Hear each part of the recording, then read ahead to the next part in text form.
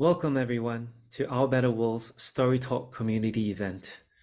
Let me first say that your gift of time and attention today mean the world to us. We hope to deliver a session that is both meaningful and purposeful. My name is Jeremy. I have the privilege of working with the very talented and passionate teams at Our Better World. Today is about stories told with authenticity, humility, and compassion. Values that we at OBW hold very dear and very close to our hearts. Stories, as we know, have the power and the potential to change minds and shape perspectives. The stories that you hear today aren't designed to tell you what to think, but to give you something to think about. You will hear firsthand from our panelists featured in our stories and have the opportunity to ask questions, share perspectives, and participate in our human library session. We hope that today leaves you with new insight and a renewed impetus to take action for a better world. But before we dive into those stories, please allow me to briefly introduce our better world. OBW, as we affectionately call it, is part of the Singapore International Foundation. Here at the SIF, our aim is to strengthen mutual understanding, ties, and trust between global communities. Our programs seek to bring Singaporeans and our friends from overseas communities together to connect, to collaborate for positive change. We believe that when people from different parts of the world come together, that sharing of ideas, skills, expertise, and experience can enable collaborations for good. Our Better World is the SIF's digital storytelling platform. We tell compelling stories of people and organizations doing good all over Asia to inspire action and to power movements of change. Our stories aim to raise awareness of social purpose organizations which work tirelessly and oftentimes unnoticed to inspire audiences who care about social causes to act.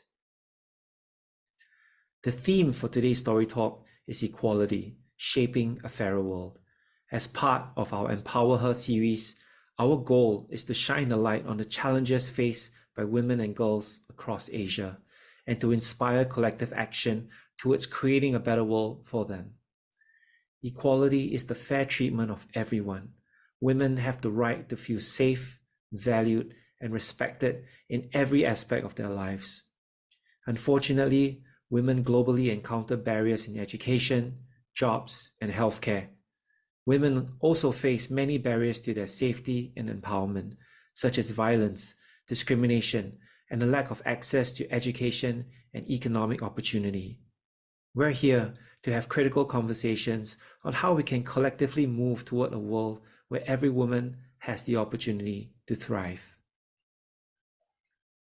I know I am privileged to be part of a team that is blessed with the many talents of incredible women who have contributed to the stories that we share and to the staging of today's event. I recognize the importance of being an ally to such an important cause. Today, you'll hear from our panelists and their tireless work in empowering women. We feature the stories of Women of Will, supporting women entrepreneurs in lower income communities in Malaysia. MotherHope Indonesia, raising awareness for the importance of maternal mental health. And Akshara Centre, forging educational opportunities for girls in India. Thank you everyone for joining us. We hope that by the end of the session, you will leave with a deeper understanding of the issues at hand and a determination to be part of the solution. Shortly, I will be inviting Ms. Carrie Tan for our opening address. Ms. Tan serves as a Member of Parliament in Singapore.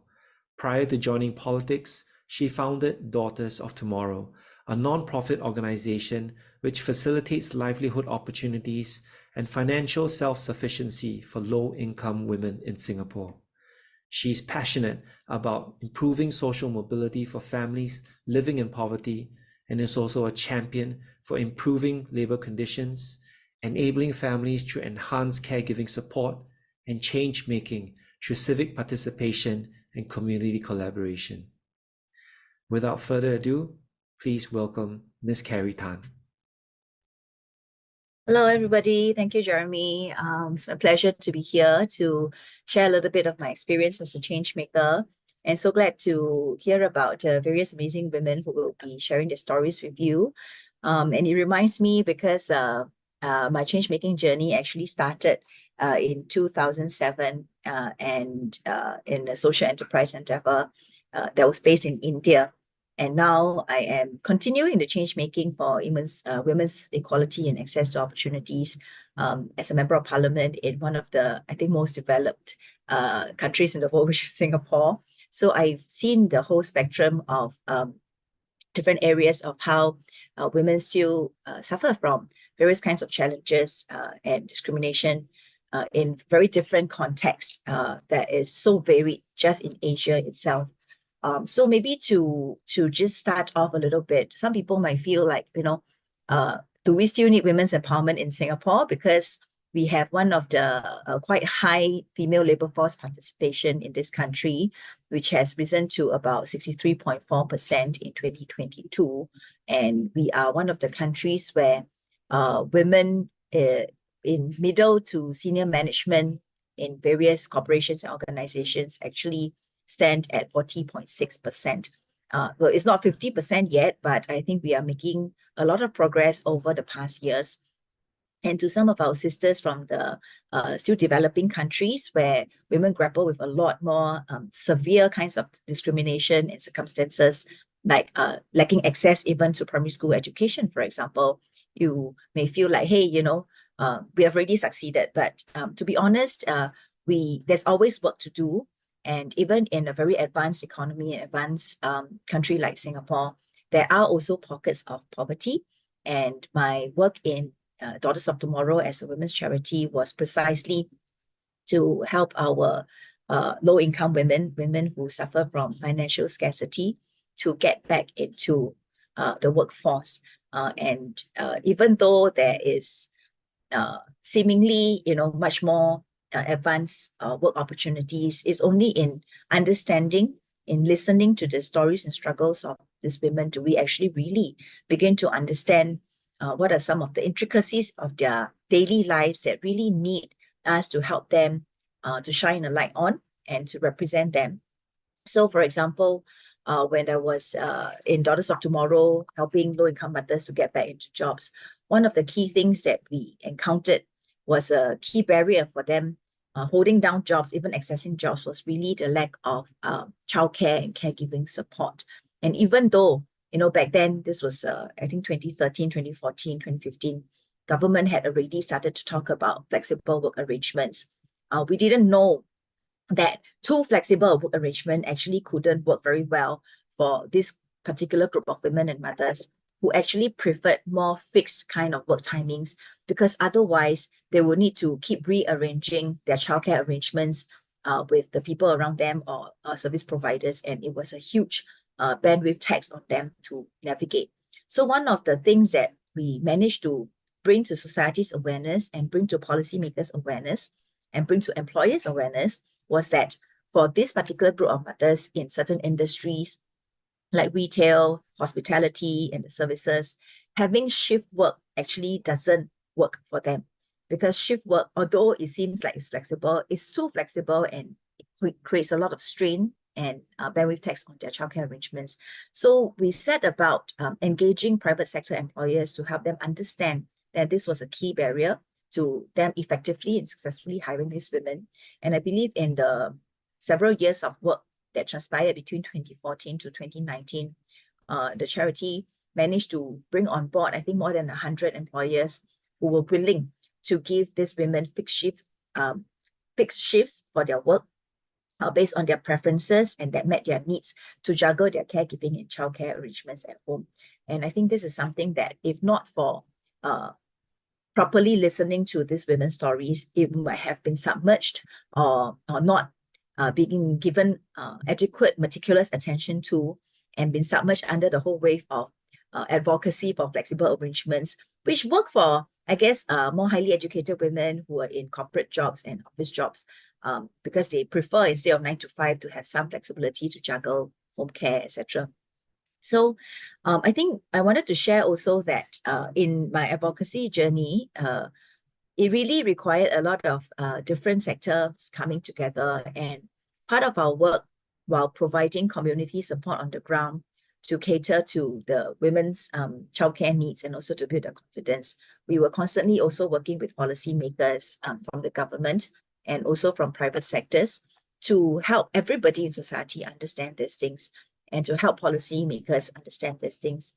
And one of the key advancements or changes in our Singapore's policy for women, which I'm very proud of, is that since we started advocating, and of course not just us, but other women's groups started advocating in Singapore, we previously had childcare subsidies where the government helped to pay for a large part of the childcare expenses for women, but on condition that these were working mothers. So during Daughters of Tomorrow's work, we advocated for the fact that for a woman to go back to work after having children, having stayed at home for several years, there often is a transition journey of months or even up to a couple of years before they can successfully get a full-time job.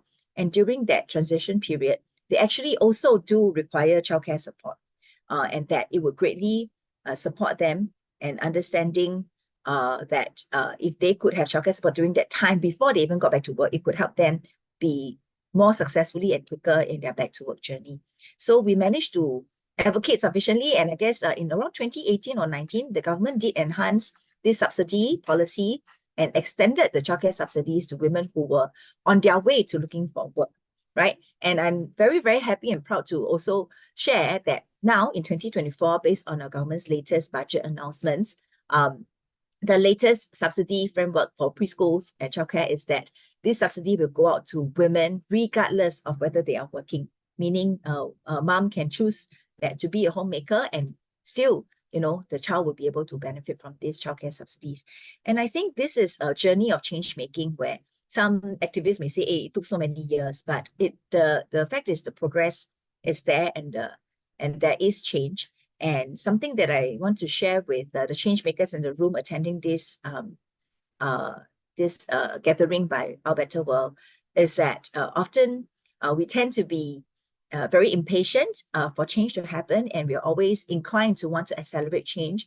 But in my experience as a change maker the past 10, 11 years, what I found has been the most effective and sustainable way to create change is to have change come at a gradual pace and with sufficient education of the various stakeholders in the system. And I think to enable this kind of collaboration and understanding, platforms like Our Better World is really doing very important work, because we can only get to know one another's perspectives, efforts, and challenges through listening and dialoguing with each other and from hearing one another's stories. So I think Our Better World is a very valuable platform to bring the stories to light of different experiences, whether it's someone who is benefiting from the change making or from someone who is doing the change making. I think all these are important perspectives to take into account. And I wish Our Better World a wonderful event and very good success in the endeavors in forging this understanding, awareness, and compassion amongst all the collaborators in our ecosystem, working towards the betterment of women's access to opportunities to reach their fullest potential. So yeah, I think I'm going to stop now, probably more than 5 minutes already, and leave the airtime to our human books. And thank you for sharing experiences to this invaluable platform. Thank you.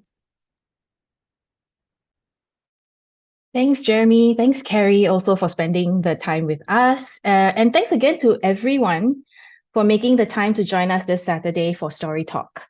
So my name is Nicole, again, one of the community managers here at Our Better World, and I'll be your host and moderator for today. Just a quick sound check again that everything is good, because I'm alone in this room here. So let me know in the chat. So in the chat box also helping me out are my team members from Our Better World. So they all have an OPW in front of their name, so you can say hi to them. Great, you can hear me. Okay. So if you have any issues, please reach out to any of my team members in the chat today. So again, before we delve into our program, I'd like to take a moment to thank Carrie for making the time to be with us today, as well as the 12 organizations from India, Indonesia, Malaysia, Philippines, Singapore, as well as Vietnam, and their representatives who have made time to share their incredible stories with us this morning. So today's Story Talk is where we gather and have conversations around our series called Empower Her, and this edition focuses on the theme of equality. So today we are here to celebrate the work of incredible individuals and organizations dedicated to advancing women's empowerment in Asia, learn from diverse perspectives on the challenges and opportunities facing women in the region, and also to spark meaningful conversations about how we can all contribute to creating a world where all women thrive. So let's dive straight into the action. To kick off our event, we have a panel discussion featuring community leaders who will share their insights and experiences on making the world more equal for women. After that, you'll have a chance to interact directly with representatives from organizations working towards women empowerment in Asia. We'll watch a few short videos briefly showing the work of the organizations our panelists are representing today. So in this space, we encourage both honesty and kindness from one another. We are recording this session, but it is for our archives, and only the highlights will be shared at a later time on our website. So you will get an update via email. Okay, so our first story is Akshara Centre from India.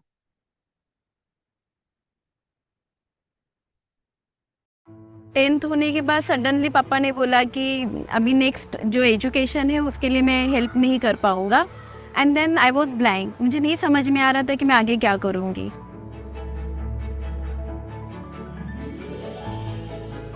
Confidence लाने के लिए, उनकी agencies उन्हें तैयार करने के लिए, उनको अपने पैरों पर खड़ा करने के लिए अक्षरा इस प्रोग्राम के माध्यम से उनके साथ काम करती है. मुझे सिर्फ स्कॉलरशिप अक्षरा से नहीं मिली, उसके साथ मुझे लाइफ स्किल जो होती है, लाइफ जीने का जो एक कौशल्य होता है, वो मुझे वहाँ से मिला. कॉन्फिडेंट बिल्ड हुआ है, कम्युनिकेट भी इजीली कर लेते हैं, इवन वो लड़का हो या लड़की हो. किसी भी सिचुएशन में पीछे नहीं हटती. अन्याय के खिलाफ आवाज़ उठाना हो या किसी की हेल्प करनी हो, जो मैं बिना झिझक में कर सकती हूँ.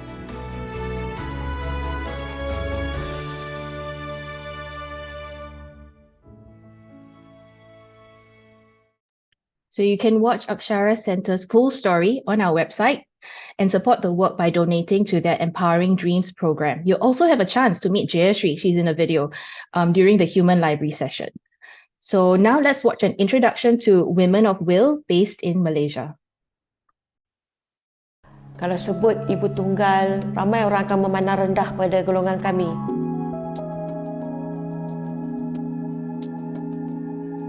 Saya jadi buntu sampailah saya dapat tahu peluang. Woman of Will, ya, itulah satu permulaan saya nak keluar daripada masalah ini.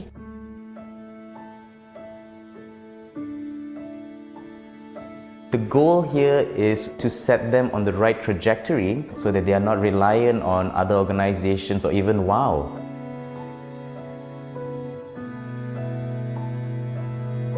One of the main things that we are looking at is how can we work more with our entrepreneurs to empower them and their communities. She's the perfect example of the potential of a woman if given the right resources and support. Orang katakan wanita ni boleh menggoncang dunia. Kena kuat.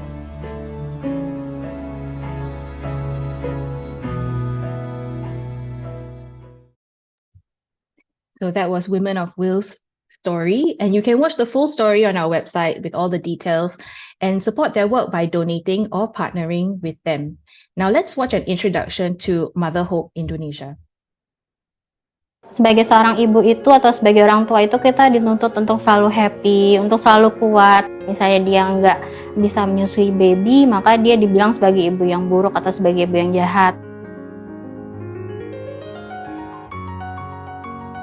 Diskusi itu lebih tenang, tidak takut. Kita sharing, yang satu ngasih ide untuk solusi mereka apa gitu kan, itu buat aku udah cukup membantu banget. Ada pepatah dari Afrika, itu it takes a village to raise a kid. Berarti sebenarnya butuh banget orang sekampung untuk mendukung satu ibu membesarkan buah hatinya dengan baik. Jadi jangan sampai kita biarkan ibu itu berjuang sendirian.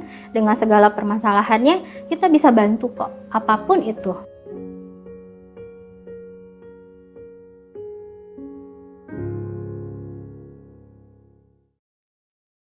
Okay, now we meet our panelists. So please turn on your camera when I call your name. First, we have Nandita Shah, the co-director of Akshara Centre in India. We also have Lakshrin Muruga, executive director at Women of Will. And we also have Nur Yana Ira, founder of MotherHope Indonesia. So welcome and thank you for spending your time with us this morning. Okay, first, I think could you introduce yourself, your organizations, and what initially inspired you to focus on empowering girls, women, mothers? We'll have Nandita speak first, then Lakshmin, then Yana. So Nandita? I thank you very much for organizing this event and meeting these wonderful people, and Carrie's sharing was very inspiring because when you make system change is what we really can take it forward. So I started working in Akshara is set up in 1995, and we felt that as part of the women's movement, which we all are part of, we were working when problems happened, so we were working with domestic violence, we were working with rape, but somehow we felt in Akshara that we wanted to focus more on prevention and how do we build that resilience and that kind of understanding, knowledge, and confidence to deal with situations before they arrive in your life and you find your way to overcome some of those obstacles. And that's how we began working with information. We began working with young people, and we also started working with changing the gender norms. And our work kind of focuses on three major strategies. We work with individual people, individual young people, to change their hearts and minds, to see how can they become like what we saw in the video, able to take stand in their own personal life, break their own boundaries of their dreams, which our society puts them on.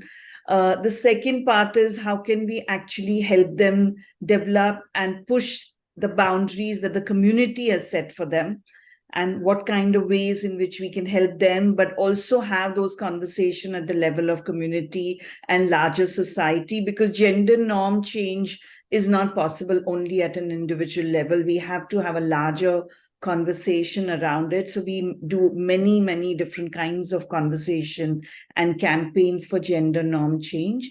And the third thing, like what Carrie said, is that how important it is to collaborate and work with the government and state to see how can system respond to the issues that are happening. How can we talk to them, bring the stories that are coming from the ground to the government. So for example, we had 2 women were molested outside of Faisa Hotel in Bombay, which is considered very safe compared to other cities in India. And we felt that it's not enough for us to just have a culprit punished or captured, but we need to have a long-term strategy. And that's how we came up with the police helpline, which will be added to support crimes against women. So the fear that women face on an everyday basis is something that we focus a lot on.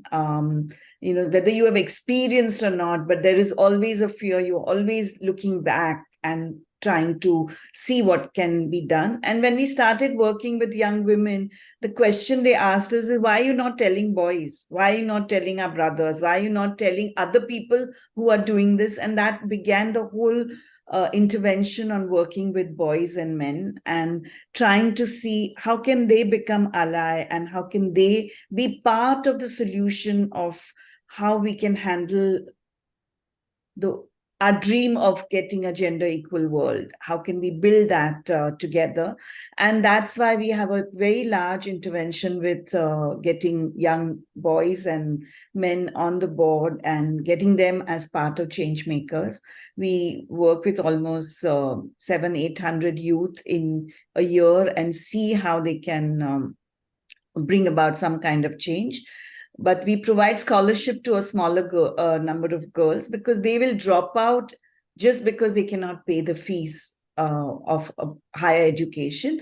And in India, we see that about till 10 years of schooling, parents are willing, sometimes up to 12 years of schooling, parents are willing to pay for the child. But after that, a girl child, after that, there is always an opportunity cost. There's a feeling that, she need not go in for higher education. But we feel that the poverty cycle only will not break if she is not able to earn a substantial amount of money. And that's why we have focused around giving scholarship to this underprivileged girls to see how they can continue higher education and what kind of change they can bring in their lives. And when we hear their stories, it's really heartening. The kind of changes they've been able to bring in their lives is really amazing. I'll Thanks, come back Nandita. with more things. Yeah. Thanks, Nandita. I think there will be a lot of things that overlap with Lakshmin's work as well. So Lakshmin, can you introduce yourself and your organization? Sure. Thanks very much, Nicole. Hi, everybody, and thank you very much for including WOW in such an important program. So a little bit about Women of Will, better known as WOW. We're a non-profit based in Kuala Lumpur, Malaysia, with the objective of empowering women living in low-income communities. And specifically, we aim at empowering these women through entrepreneurship and also leadership. And what this looks like is we work in low-income communities, typically PPR communities or government-built low-cost housing. We go into these communities, work with about 50 women by developing their home-based businesses. So really helping them scale up their businesses to improve their income through training, coaching, and also access to capital. And what we see is that these women increase their income, provide a better life for themselves. They're able to better take care of themselves. But more importantly, they're better able to support their families. And they're also able to play a role in empowering their communities. And this is really what Women of Will was built on, this idea that women have huge potential, especially women living in low-income communities. They have huge potential and they have a huge ability to transform the lives and the future of their families, their communities, and their society and society at large, right? So all the programs that we do are aimed at giving women the access to resources to empower themselves and then empower their communities. And that's also why I fell in love with the work. It just makes sense that women be the center of this transformation that we aim to create in these communities. They know their communities best, and they've got the right skills to do so. So yes, thank you for including us and looking forward to sharing more. Thank you, Lakshmin. And Yana, you introduced MotherHope and your work. Yeah, hey everyone. Thank you for inviting me to this wonderful event. I'm Yana, founder of MotherHope Indonesia. Actually, I founded MotherHope on 2015 because I was a postpartum depression survivor. So about 10 years ago, I have postpartum depression and I was alone in my journey. I don't know why and I don't know what happened to me, and it leads me to suicide 10 years ago. And after I healed from postpartum depressions, I have seen many women have same suffering. Maybe in televisions or media, we have heard about women have and her lives and her baby's life, and we don't know why such as a mother can do like a cruel thing, but it's not the matter, because it is because of the mental health issue. It is because the suffer of mental health issue. As a woman, as a mother, we don't have enough informations and we don't have enough access to the healthcare when we have postpartum depressions. Everyone doesn't have a clue about that. So on 2015, I supported by many volunteers and many survivors of postpartum depressions. Have founded MotherHope Indonesia on 2015. So MotherHope Indonesia aims to promote perinatal mental health literacy to give enable adequate support for mothers and also fathers' families affected by perinatal mood anxiety disorder like postpartum depression, anxiety, or PTSD, and also providing them compassion, safe, and a comfortable space to talk and share their feelings. and also access to the information and connect them to professional psychologists or psychiatrists. And while there is no mental health system integrated into parental care and services in Indonesia. Currently, MotherHope Indonesia Facebook group has more than 58,000 members, and there are about 200 dedicated volunteers from different educational backgrounds, including professional in mental health, to meet the goals of MotherHope Indonesia missions. And also, MotherHope Indonesia has been supported by Ministry of Health and also Postpartum Support International, other local community and NGO, which focus on mental health issues. And our programs are like peer support group meeting. We provide a safe and comfortable space for pregnant and postpartum women and also the fathers. We arrange seminar and webinar, and also we arrange workshop for new parents to highlight about the gender equality and to involve that's in parenting and also in household. And also we have a private online consultation by volunteers and also psychological clinical psychologists. And also we arrange trainings for our volunteers and also health workers, and we do some home visit, especially for women with severe mental health issues. Thank you, Nicole. Thanks, Yana. All right, so that was a really very comprehensive introduction to all of the three organizations. I'll start off with one question for Lakshwin first, I think, just to set the stage and being aware that, you know, everyone in the chat today come from different countries. Maybe we'll also, and Nandita, Yana, you can jump in. Maybe describe the specific challenges faced by women or women entrepreneurs in your context, in the low-income communities that you support. Sure, thanks, Nicole. So specifically, we work with women entrepreneurs living in low-income communities. When we say low income, we mean that their household income is below about 500 to 600 USD per month for a family of about 5 to 10 individuals, right? So pretty low income. And they live in densely packed, low-cost flats, right? And again, these are built by the government. It was originally built as a halfway home because there was a huge surge of families coming in from rural areas into urban centers in Malaysia in the 70s. And there was a high increase in homelessness rates. So these flats were originally designed for that, right? Just as a halfway home for families to build their income and then get their own homes. However, that is not what happened. These families ended up living there, right, and building their lives around there. So these are the communities that we're working with.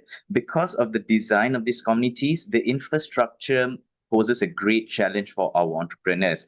For example, the homes that they live in are quite small. It would typically fit only about 3 or 4 individuals. However, some families have up to 10 to 15 individuals. There's also a lack of access to basic infrastructure needs of families, such as daycare facilities, which Carrie has highlighted as such an important tool to women empowering themselves. Also, safe spaces for women and family members to meet. For example, there's a lack of spaces where women can gather to support themselves and organize peer support groups like what Yana is doing, right?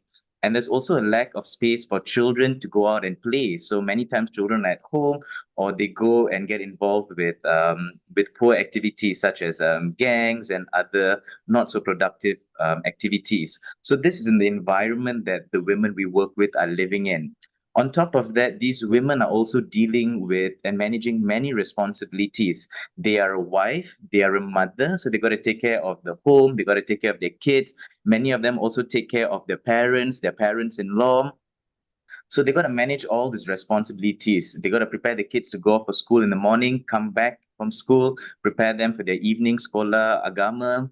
And they got to do all this while also earning an income to support their families. Most of them have husbands. However, the husbands are engaged with work. Sometimes they work long hours. Sometimes they work away from the city and they go out and work. So women tend to manage the family while also earning an income. And this forces them to run home-based businesses. Now, on top of this, most of them, because of their financial background, only have an education up to primary school or high school. So they lack the necessary skills to go out and get a formal job. And they also lack the necessary skills to run a business profitably. Typically, they start a business based on the skills that they have.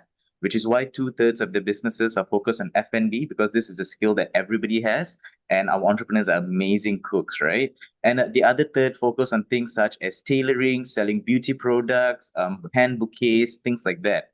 So you've got managing many responsibilities, a lack of professional skills, and also poor infrastructure, and a lack of access to technology devices such as good handphones, good internet connections. So all these are the barriers that the women face. On top of that, you've also got this social idea and the social value where women's position are supposed to be taking care of the families, right? So it's like they are expected to take care of the families, and yet they have to provide economically for their families as well. So that just gives you a little bit of the of an idea of the challenges that our entrepreneurs face. And despite all this, if given the right resources such as formal entrepreneurship skills, product development skills such as baking and cooking, coaching so that they get personalized support in applying the skills that they've learned into their businesses, and creating strategies to work around their challenges to grow their businesses, as well as access to capital to then fuel that growth, we see that almost 100% of these entrepreneurs are able to scale up their businesses, increase their income, and also have upward social mobility for their families. So about 40% of the entrepreneurs we work with are able to move from low income household category to middle income household category. On top of that, many of our entrepreneurs, about 10 to 15%, end up becoming community leaders, and then they then play a key role in implementing solutions in their communities, doing surveys and coming out with findings and reports to highlight the needs, and then also eventually playing a role in influencing government initiatives and policies. So many challenges, and yet they still have the strength, the tenacity, the skills to overcome this and not just create a positive impact for their families, but also for their communities and eventually for the country. Great. Thanks, Lakshmin. Yeah, I think probably Yana and Nandita also relate quite a bit to some of these challenges. Maybe Yana, you want to maybe explain what your context is as well, and anything you relate to with what Lakshmin has just said. Yeah, I'm sorry, I beg your pardon. So it is about the challenge in our community. Yes. Okay, thank you. Thank you, Lakshmin, for the wonderful explanations in Women of Will in Malaysia. In MotherHope Indonesia, actually in Indonesia, there are many challenges that we have faced. First of all, is social stigma and also discrimination and stereotype for women who have maternal mental health illness. When you have depression or anxiety, people will label you as a crazy woman, or a incompetent woman, or you're not being a good moms like that. And also discriminations, and when mother have lead to suicide, they seen us a criminal, not like a human, and doesn't see us as a human. And also a stereotype, especially for mother with a single mother. And also there is also a religious judgment about if you have religion, if you have faith, if you have God, you may not have depressions, you may not have mental health issues. That's a really very bad barrier. And also we have um, poverty, and also the pressure to the society to be a perfect mother. The poverty also included you don't have any food in your home to feed yourself or also your children, and also low social support for family members and health professional, lack of knowledge and strongly belief of myths. Also there is many myths surrounding pregnant and postpartum women. When mother after giving birth, for example, they should not have take a nap. It is a very bad myth. And also they should only have some breakfast or some food. They cannot eat this, they should not eat that. So there is many thing that make mental health of women is become worse. And also gender-based violence, particularly domestic violence or abuse by family members and in-laws, especially for mothers who still uh, live with mothers-in-law or sister-in-law and etc. So they don't have any power, so or they have imbalanced power. They cannot make a decisions of their own will to be a good mother, to be a good wife, because the decision still in the mother-in-law and also in the husband itself. And also there is an availability of screening tool and trained health worker in antenatal care service. And also, I think there is a huge opportunity. I think there is a huge opportunity to make this gender, to make this problem to gender based on gender, because when a woman have when women have a better mental health, they can have a power of their own life to make a decisions, also about their educations, their economic life. Thanks, Yana. And Nandita, maybe you could also set the context for the work that you are doing. Yeah, I think what everyone has said is quite similar in terms of situation here. Even though we may not be working on mental health, I think issues are very similar. The challenges that we have with young people, in a city like Mumbai, which is seen as a financial city, we almost have 2 to 3 worlds living, so you have the disparity of rich and poor very obviously in front of you. And the kind of housing what Lakshmi is talking about is even more complicated and more worse in India. Like we have almost like the scholarship that we give to families which have even less than $300 income. And it's almost like if we did not provide that financial scholarship, and though our government subsidizes higher education, they will not be able to study. So it's that kind of a selection process. The biggest challenge that girls have, young women have, is around mobility, because the families don't want them to be mobile and go out and even go to colleges to study. So there's a huge amount of resistance to mobility. There's also fear around, something might happen. There's experiences of street sexual harassment that is on an everyday basis that you have to experience. So how do you deal with that in your life? So that is just the aspect of mobility. It's also the financial implication of that mobility. So, whether you take transport and, you have to pay for it. So how do you actually manage to do that when you have very little resources? The second area of big challenge that we feel is that the society does not see the kind of street sexual harassment happening or the attitude of men towards women as problematic. It's quite normalized, this kind of violence, also in our film industry, which is very, very popular. So there will be we'll be fighting and talking about, changing men, but there'll be one film and many songs which actually talk about, expressing your love by following a girl and, not listening to her no. So the idea that consent is something so critical is, kind of made fun of and challenged, and that changes the way in which men behave and create tensions for girls. So that is a big challenge.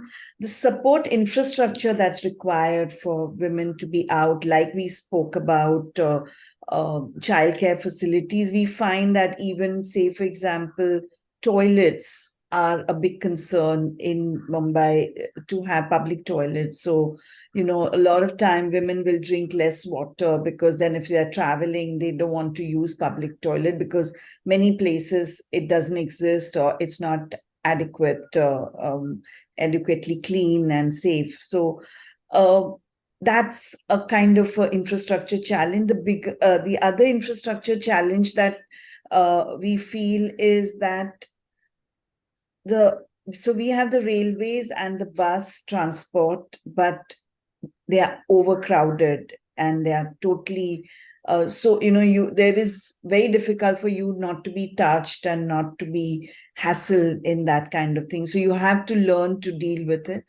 So many such aspect of mobility and reaching to any place is a challenge.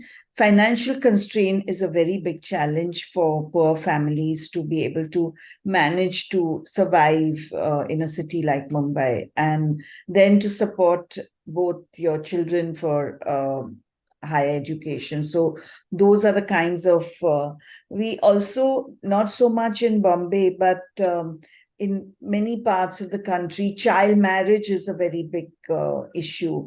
So girls get married very early, and that's why they cannot continue their education. So our effort is to see how can education continue and how can they delay their age of marriage and then age of pregnancy that would come with it. Our girls also face violence at home.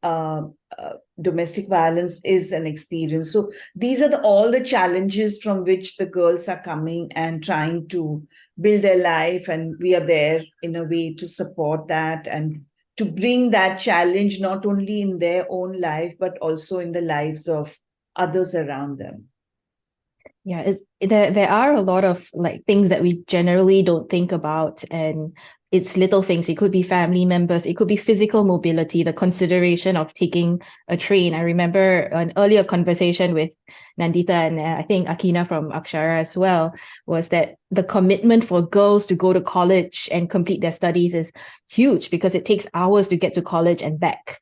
So yeah, many challenges there to think about.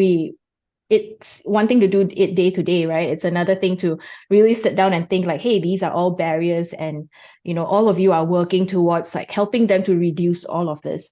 We do have a interesting question, I think from from one of our chat. Is there any program that also engage the family of the girls? I think this is for Nandita. And are there challenges with the families of the girls, the young people? So we try and engage mothers more, because a lot of time, both parents are not able to participate. So we do a lot of engagement with mothers or any one significant adult from the girl's family, and how can they become like a support system for her. What kind of support they can provide to her. We also try and create an intergenerational dialogue, because we are seeing that this new generation's engagement with those dialogue is reducing because of over exposure to social media, and everybody is more in that space, that you're not having those kinds of dialogues. So we create, we have a whole format of fairs that we do, in which we play different games. And so we've created a game for mother and daughters to play, many games, and you do a whole big fair in which you are breaking the tension that sometimes gets created between parents and children. And then also, how can she be supported in what her dreams are? So it's helping her dream, but it's also helping the family accept her dream and help her go through it, and seeing that their growth is also connected to her dream,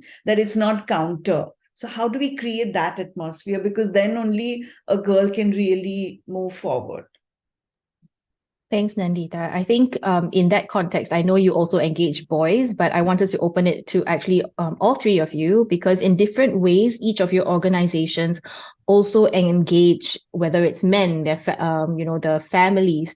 It's not just about working with women and that's it. It's also about engaging really the people around them. So maybe with Lakshmin first, like, do you engage the family members on and even the men, say the husbands, in the programs that you manage? Yeah, it's actually a great question. For us, we really believe that the only way for a solution to be sustainable is if it involves everyone. So it's important to empower women, but if their communities, their families are not coming along, then it's not very sustainable. So we indirectly impact the families of our participants and their communities through the women in our program. So our aim is, let us work with this entrepreneur, let us support them in becoming financially sustainable, let us then develop them as leaders, so that as leaders, they then create the change that they believe is needed in their communities. And what we've seen is, we've seen community leaders that have done surveys, identified the needs, and then implemented programs such as youth development programs for their kids, but also for the youth in their communities, programs aimed at the elderly, programs aimed at employment, at skill development, that is inclusive, that doesn't just include women, but also includes the rest of the family and the rest of the community. So yes, we do also work with the community, but it is always through the women in our program. So they understand it best, or like they decide how best to engage the people around them. Is that right? Exactly, because they are living in the community, they know the right language, they know the right issues to address, they know the right approach. And by doing this, the solutions and the initiatives are always more sustainable, because the entrepreneurs, the women themselves, know the potential roadblocks that they're going to face, and then they can preempt that and design a better program. Yana, how about you? Yeah, thank you, Nicole. So in MotherHope Indonesia, we arrange some programs. For example, peer support group meeting. So we provide understanding and compassionate support to pregnant and postpartum women, and especially they have postpartum depressions by our volunteers or survivors who have been full recovery in their journey.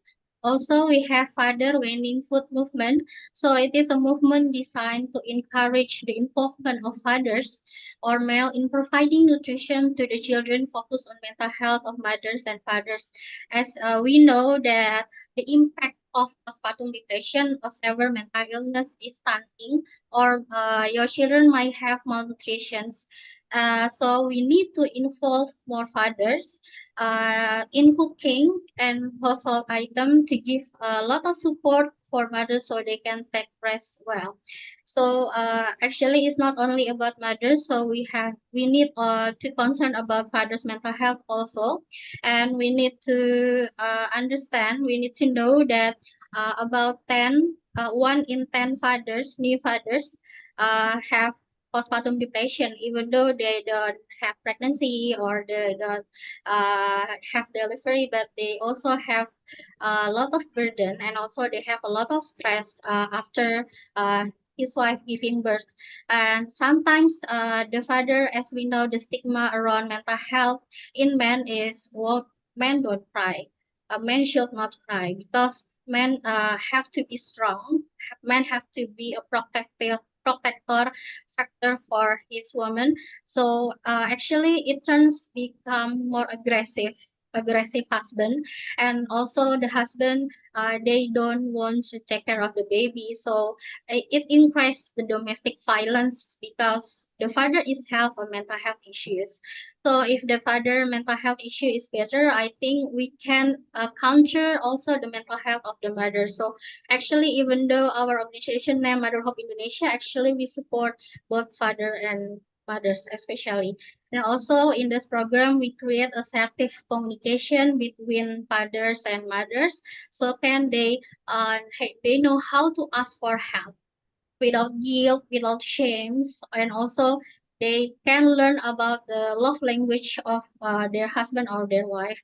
And also we learn how to make an early detection of postnatal depression. So if your wife is after giving birth, she always crying, and also she doesn't want to eat, she cannot sleep well, or also she doesn't have a bonding with your children, and also maybe she has a difficult thinking about how to end her life, how to hurt herself and also her baby, and she has anhedonia. Anhedonia means you don't have any happiness. Maybe we all have watched Harry Potter movies, like a Death Eater, like your happiness, you don't have any happiness in your life. It's like all of the darkness. So we try to make there is a hope even though you have in the darkest place with mental health issues, you have still a hope and have a future for yourself and also for your baby to be a better and to be a good mom actually. And also we have another programs at newborn care. Newborn care involve fathers and also not only fathers but also grandma. You know, sometimes like we have as a wife, we have a lot of conflict with our mothers-in-law. We have conflict with all elderly in our environment, how to raise a baby. So it can make mental health of mother getting worse. So we try to bridging the gaps between the family itself, so they can be a solid family, they can be a better family. And also we have Mama I Care movement. So Mama I Care movement, it is a foster care or affection for pregnant and postpartum women by peers. So we not only thinking about the family itself, but we try to bridging the village in MotherHope Indonesia. So I think everyone can be a good friends, yeah, a good companion for pregnant and postpartum women. I think you don't need to be a psychologist, you don't need to be a psychiatrist, or you don't need to be an expert to be a good friends. We just need to listen well. We just need to give an appropriate empathy and appropriate care for pregnant and postpartum women and the baby. So I think everyone can learn to be a good friend, to take care of maternal mental health of the mothers. We can learn with our trained volunteers. We can learn with our psychologists or psychiatrists, and also we can learn from nutritionists or breastfeeding counselor. And there is a movement about one step closer to mom movement. So it is a building partnership with 150 midwives in Indonesia. So we have collaborate with health worker, especially midwife. Why? Because midwife have an important roles, because they are the closest health worker working with pregnant and postpartum women. So we need to also engage the midwife to care and concern about this mental health issue of mother. So the midwife can learn how to give psychoeducations, how to give a psychological first aid to support pregnant and postpartum women. And we have support about 1,700 pregnant and postpartum women in 42 cities in Indonesia, especially in Java Island and also in Kalimantan, in Bali, and also in Sulawesi. And also we have entrepreneurship programs. So we provide a very cheap, very low budget of English class. So the mother can learn how to speak English, they can enlarge their career. And also we have entrepreneurship program like the cooking class, and also how to be an influencer, and whatever we can build. Yeah, because after having a postpartum depression, sometimes you lose your confidence. You lose confidence, you don't have any power. So after they recover, we try to give them any confidence by joining our entrepreneurship class, like cooking class, and also like English class, or maybe you have drawing or painting, everything that they can share their feelings by art. They can share their feelings by writing. And also we have a writing class. So we have a watching therapy class. So the mother, after the recovery from postpartum depression and other mental health issues, they make a book. They become an author, even though we realize we're not a professional author. But when we try to make an awareness, when we try to make the people understand about what is postpartum depression, they become a very good writer. They become a very good author. So we have published about two books in MotherHope Indonesia. First is you are not alone, and also the second is I'm not a bad mom. So the book is story about from 22 mothers who have recovery from postpartum depression, anxiety, and also psychosis, bipolar, anything, any kind of mental health form. They have recovered from that, and also they share the story how healing their journey and how they finally achieve their dreams as a woman, especially as a mother, to be entrepreneurship, or maybe or to be a teacher, to be a lecturer, or to be a very wonderful housewife. Whatever Yeah. is make them happy. Yeah, Yes. that's our programs in MotherHope Indonesia. Thank you. Yeah, if you want to find out how to buy the book, you can ask Yana in the chat, because the I Am Not a Bad Mom is available to purchase, right? So shout out here for the book. It is in Bahasa Indonesia, and I want to shout out here, if you are interested in helping her to translate the book into your language, she'll be more than happy to speak with you as well. So yeah, I'm aware of time, and I know everyone's looking forward to the human library in a bit. Maybe just going through the questions. So if I'm looking upwards, it's actually because the questions are behind there. I think maybe a quick one to Nandita and Lakshwin. With greater digitalization, gender biased content is being disseminated more quickly than the work that we are doing to drive equality. So do you have any suggestions for us in the community to have a louder voice or be more effective in raising awareness? So me first or Lakshmi Yeah. first? Nandita? No, I think in the digital world, we are seeing that women's access is much less compared to men. And, it's like being on the street. We see digital world as also having similar kind of environment in which women have to learn to navigate and learn to defend and learn to be safe. And that's one of the area that we feel that girls and women need to really understand how to navigate. And now with deep fakes and all the misinformation, malinformation, those challenges are becoming even more greater. And many times girls just join the social media without understanding, and then face challenges of people just using their photographs. And also I think one is, how do we really build digital awareness, safety measures, and how do we strengthen our girls to be able to access this new world? It's like we are telling our girls that let's access gardens and playgrounds, let's go to the streets where we can have tea on this tea stall, because these are all seen as men's spaces, where women are not seen in big numbers. So we are always encouraging women to access the city and the street. Similarly, we are also encouraging them to access the digital world, and how do you really understand the digital world and keep yourself safe?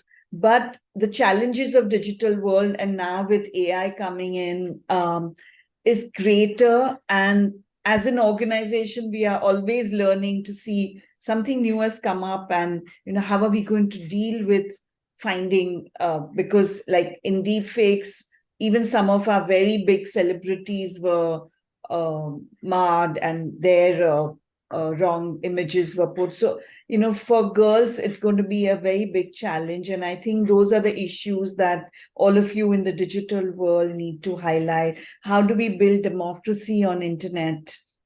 What are the ways in which we allow, voices? The other challenge, and we see, is that when girls are gaming and when they become very good at gaming, there is a lot of trolling that happens. So, in terms of really digital space, even when women are good and navigating and are able to compete with men on a similar thing, there is a lot of backlash that women have to face. So how do we deal with it? So I think we are always saying that, digital world is another similar world like physical world, and let's deal with it with every aspect. What are the kinds of advocacies we need to do? What are the ways in which we are going to make individuals change? But also, what is going to be the larger conversation that we can really encourage, even in the digital world, that we need to do. And we have done some interesting kind of campaigns, which we have also shared online. So we have taken sexist songs from cinema and asked students and young people to change the lyrics. And then we have made digital films out of those lyrics, the new lyrics, saying, can we actually have a conversation on these? Why is it that we have to write such sexist words and demean women, objectify them? So we are bringing those kinds of challenges constantly from our physical world to the digital world. Okay, and we can, I guess we can look at all of those online Yes. on your website as well. Also, we have a YouTube channel called Akshara Centre, and a lot of these videos are available. Yeah, so you can go there after this event and enjoy the work that they do. How about you, Lakshmin? Do you have any input on this? For us, yeah, the digital divide in Malaysia, especially, extremely increasing, especially for low-income women entrepreneurs. However, you still can't ignore the fact that you have to be involved in the digital economy for an entrepreneur to grow. So for us, it's about really partnering with the right partners that have expertise in these areas and who can provide access to the skills for our entrepreneurs. So constantly updating our digital marketing and digital access training courses. At the same time, helping these women who are affected by these issues to have a stronger voice. So helping them, or rather giving them resources and opportunities to come together, discuss these issues, come out with surveys and reports that highlight how they're being affected, so that these issues are highlighted to individuals such as policymakers, politicians, who then have the opportunity to create a change, right? However, I must recognize that it's still something very new for us, because we really started as entrepreneurship and then moving on to leadership. And as we move on to leadership, we recognize the importance that our leaders and entrepreneurs play in issues like this. So thank you, Nandita, for also your sharing. I learned a lot from it. Yeah, time really passed very, very quickly, and I do have to wrap this part up. I know we only skimmed the surface of everything that we could have talked about, and we could probably go on for hours. But I think just to end off this panel session, and everyone who has questions later, I believe Nandita, Yana, Lakshmin will be in one of the the breakout rooms later, so you can always engage them, or even after the event. So maybe each of you could complete the sentence for me. You get the best out of women and girls when, and then continue the sentence. Maybe Lakshmin? Yeah, sure. I think you get the best out of women and girls when they're given the right opportunities and environment to unleash their full potential. Who's next? Anyone else ready? Nandita? Yeah. Okay. I think you get the best out of them when you're able to allow them to dream. And that's why our program is also called Empowering Dreams. And when they are able to overcome all the fears around everything that's faced by, so overcome the obstacles, and then that's the environment, if we can provide, that's when they really succeed in life. And Yana, last but not least. Yeah. When women can have power, and when they can decide how many children, and they have power and right to use contraceptions, and also power over whom to marry and when, and power to earn wages and decide how household resources are used, power over decisions about rearing how many children they want to have, power about the right of reproductions, and power within the community to reduce stigma around mental illness. Thank you. Thank you. So thank you, Nandita, Lakshmin, Yana, for all of your sharing as well as the insights. Like I mentioned, we could go on and on about this, and we only skimmed the surface. So I hope that everyone else during the Human Library later, will ask more questions to our books. I have learned quite a lot today also, and I hope that everyone has enjoyed today's panel. If you would like to find out more about what they do,